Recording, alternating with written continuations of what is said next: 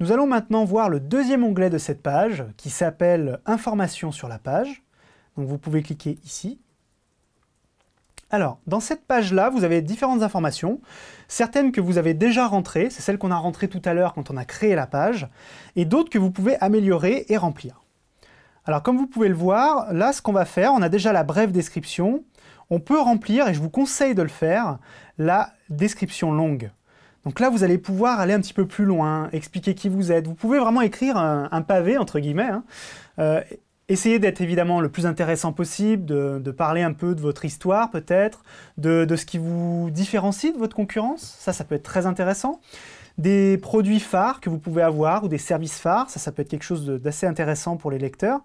Encore une fois, c'est des choses qui vont probablement être lues par vos futurs fans ou vos fans actuels. Donc n'hésitez pas d'être le plus complet possible et le plus intéressant possible. Il y a un autre point qui peut être intéressant si jamais c'est votre cas, c'est pas pour tout le monde, c'est si votre page est liée à une célébrité ou quelque chose de public. Là, vous pouvez le rentrer dans l'onglet « Page officielle ». Donc là, c'est vraiment un cas très particulier.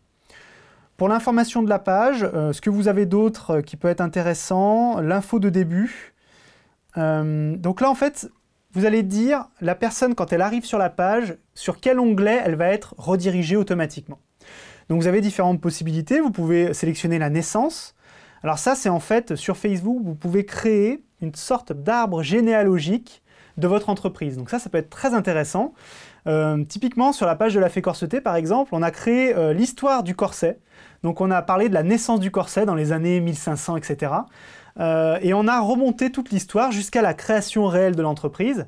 Et après, on a créé son histoire à elle, donc ses moments forts, ses moments importants. Et ça, c'est quelque chose qui marche très très bien, puisqu'après, quand les gens affichent votre page, ils le voient sur le côté droit. Ils voient les grandes dates importantes, ils peuvent cliquer et directement être envoyés sur les informations intéressantes. Et ça, je vous assure, ça fonctionne très très bien.